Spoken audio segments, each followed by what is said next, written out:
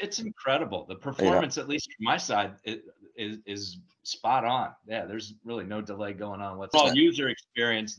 It's great. It's looking really cool. Nice level of polish in there at the moment on the tools, which is really good to see. It's absolutely phenomenal. It's a great bit of kit. Okay, do you know what I mean? Every single thing you've presented there has merit and worth.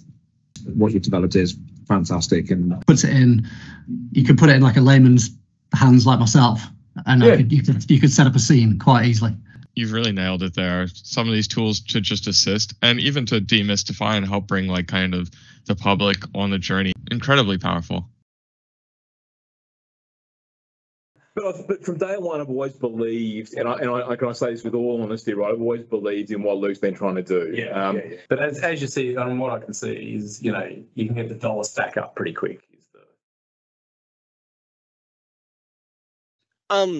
So this all looks great. It's definitely advanced a lot more. I always think it's interesting that what's really pushing graphics is actually gaming. We do this thing with maps all the time, or like little diagrams. So like, okay, I have a piece of land. Well, what if I developed it like an area of doesn't matter. Pick any city or development you want. You just literally copy and paste it on top of it to say this is what it would look like. But we do it in 2D, and it'd be wonderful to do it in 3D.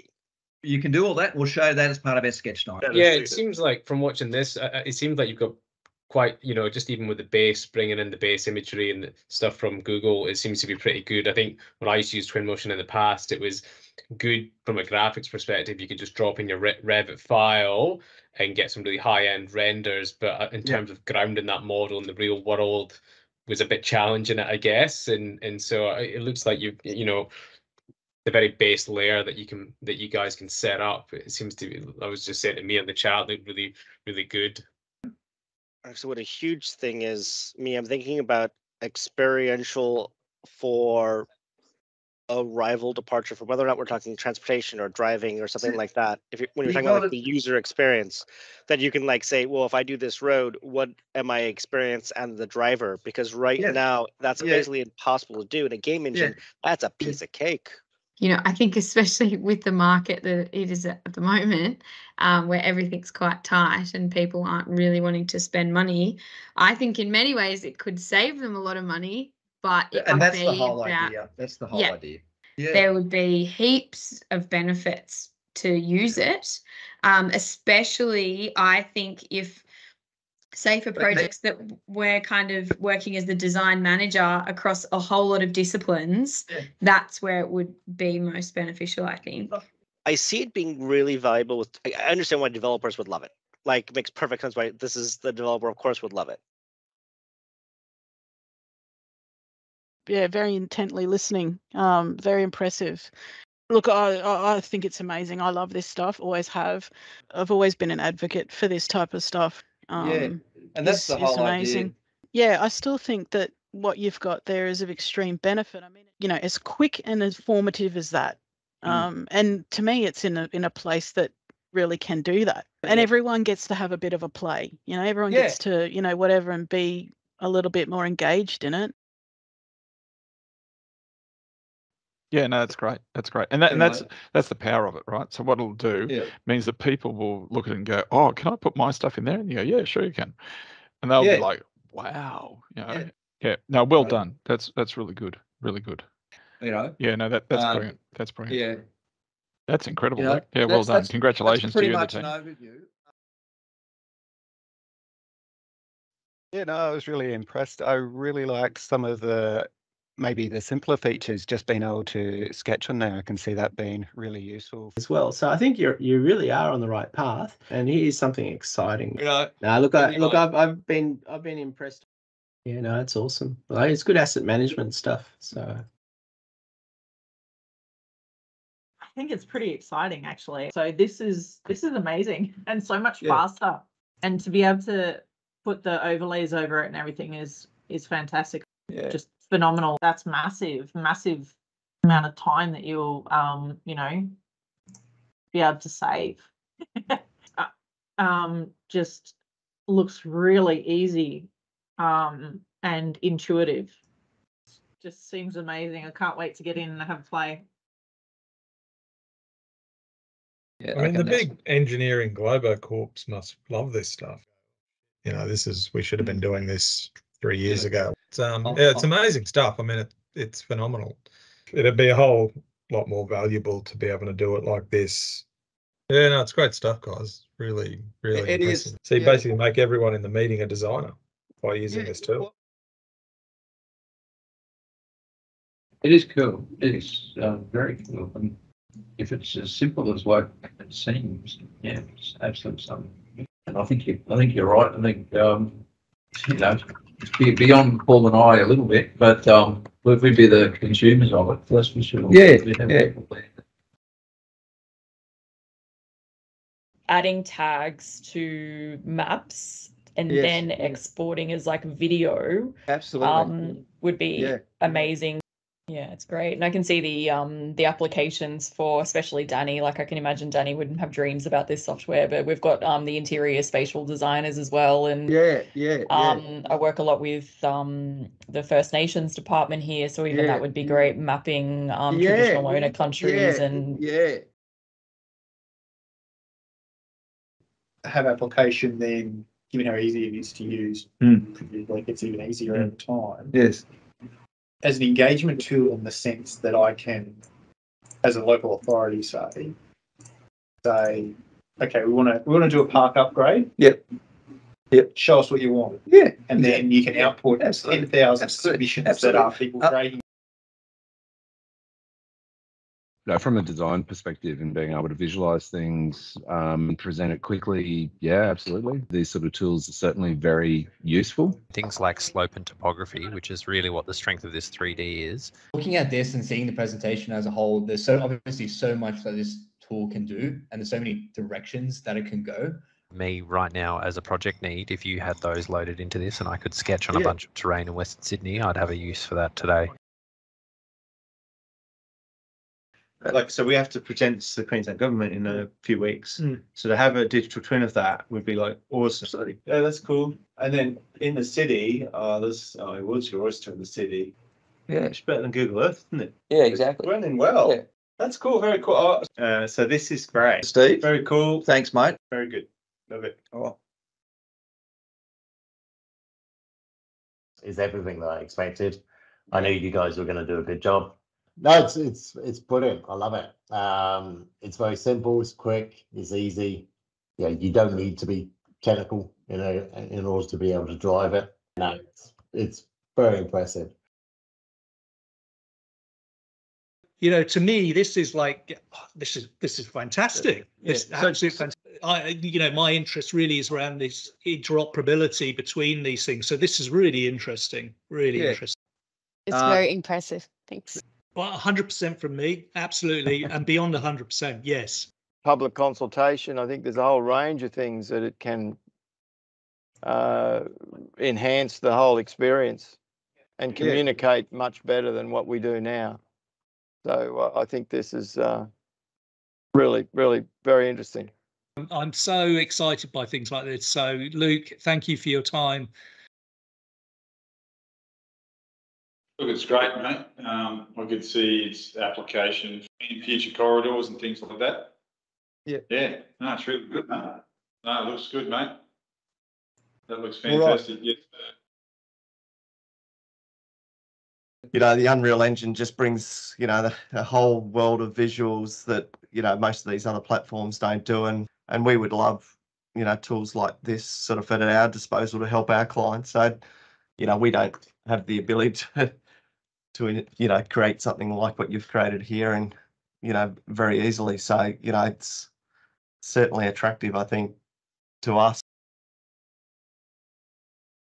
Yeah, just looking at it and, in this kind of brief little session we've had, I can already think of a couple of projects we're either working on or about to work on where it would be very handy. So yeah, I don't know what the other boys think, but yeah, I think it's got huge potential. And it seems very user friendly. I mean, just the way it's set up. As I say, I really think that there's definitely some great opportunities. I agree with what everyone else has said. I reckon it's really powerful, especially for those early planning DA kind of stuff we have to do, because we just spend, way too long putting together all the analysis diagrams and context stuff and all that. This is just so much more easy and just faster to do all that. Oh, look, I think this it's brilliant, mate. It's honestly, it's amazing. It's great. Yeah, look, everything that goes through my mind, I can see a usage for it. I mean, disaster relief. Just anything to do with logistics and planning, where it's infinite. Anything of the world that requires logistics or process, distances between places, it can eventually grow to becoming just a general planning tool. I think it's phenomenal. Look, it's very, very, very good. So well done. It's a good vision. It's really just extraordinary, Luke and Daniel. It's been good to see it. I mean, it's something that as soon as we can get hold of it, we'd be keen. Yeah, it's not just kids about creating movies, because our clients would love to sort of see some of these things as well. Very, very impressive. Your mind goes off to different places thinking, oh, how could you use this, doesn't it? Kind of thinking about it from an education perspective and running like virtual tours and stuff like that, because that's stuff we do a bit of. Yeah. No, interesting, really interesting. Surprised that developers aren't jumping all over this. Thanks very much, Dan. No worries. That was great. So we should continue to think at them? Yeah, it's exciting.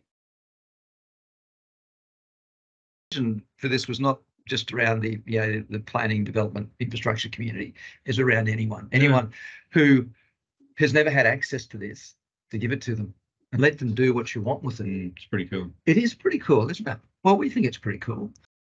Yeah, it sort of opens up all these possibilities that you're not even aware of. No, you're absolutely right, and that's part of what we want to do is give people access to stuff and let their minds be their only limiting factor. So it's worth pursuing. Should we keep going? Absolutely, you should pursue it. And there's nothing else out there like this. I don't think there is. Well, not that I'm aware of. Yeah, I think it's great. It's come a long way in the last few months, just since I was last here. Thanks. Yeah, let's just grab Rabina Town Centre. Maybe turn off that. Yeah. Let's pull that up. Yeah. Wow. It's not much different in size. Yeah. So guys, I love when I hear people say, wow, because that's, how easy is it for somebody that knows Rabina, and again, some people do, to give them an example of the scale and size of what that is, because that's a reasonably big chunk of land, isn't it? This is so useful. You can just see how useful this is for a project management team or anyone, really. I mean, well, it's exactly what you want to do once you've got the drawings. You want to be able to sort of walk the spaces. Yeah, absolutely. And to make it sort of accessible and open it up. Give us ideas. This would be useful for us to be able to play with when we're looking, some tools. I mean, a simple one, as I said, to the council, we were sitting down arguing with these people for weeks and weeks about, for example, how much open space, that it's essentially the wrong amount of open space, that it's simply wasted. We could throw on various things that they were familiar with in order to deal with scale and that. So I can see how it could pay for itself very quickly in those sorts of examples. The layering is super cool, because this is the sort of stuff that, trying to explain things to boards about locations or whatever. The fact that you can drop the map, even that last layer applied, super effective, Yeah. So what we could do, I mean, particularly, I didn't explain Manuel's role. Manuel is our general manager of our land lease communities. So effectively, he's building these things, 20 hectare residential retirement communities all over Australia. So, this is ideal for that sort of, being able to talk with council about size and scale and amenity, the whole thing, But it does give the ability to use it in a strategic way for us. It's your Sim City stuff where you're building stuff from scratch, but in a real world format that enables you to get an understanding of actual cost and scale. a lot of these innovations are actually driven by consultants and the next generation. So definitely, if this content is starting to be, provided by consultants like planners and landscape architects that are pitching for work, or hey, I'm just going to take you through our preliminary design, it can be used as a review. I think in the interim, that's where you'll get the best input, because it's not necessarily the developer to be playing around with the design themselves. They really want the consultants to be coming to them and to assist decision making. So, and that's where your efficiencies and everything else can come into it. So I think in the interim, and you got to think about baby steps and low hanging fruit, that a consultant will probably pitch as you look at Aura South from a master planning perspective. We'll come and do concepts and everything. This is a way that they could then present those concepts back to us to give us a better 3D visualization and be efficient way of doing that. And you think of pitch packs, it'd be very advantageous for consultants being able to do that and then get the understanding from the client of, to shape the brief. And I think also then from an educational perspective at student level, at unis and at schools, a great way to, to educate new planners and urban designers and, landscape architects. So I think that's probably where initially it would go.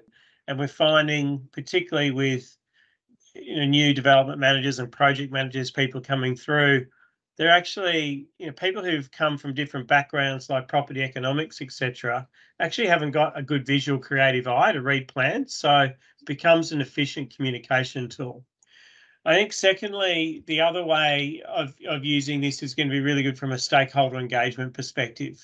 When you're looking to convey, for example, I could see elements of this where I could convey how we're protecting the environment, sensitive adjacent environmental areas. We've got water sensitive urban design. This is sort of how it works. These are the distances, the Palmerstone Passage. So similar to, what you did for us years ago with the Death Star laptop, where we're talking about, the Palmerstone Passage and everything else. It's almost sort of a live way of being able to communicate that. No, that's great. Thank you.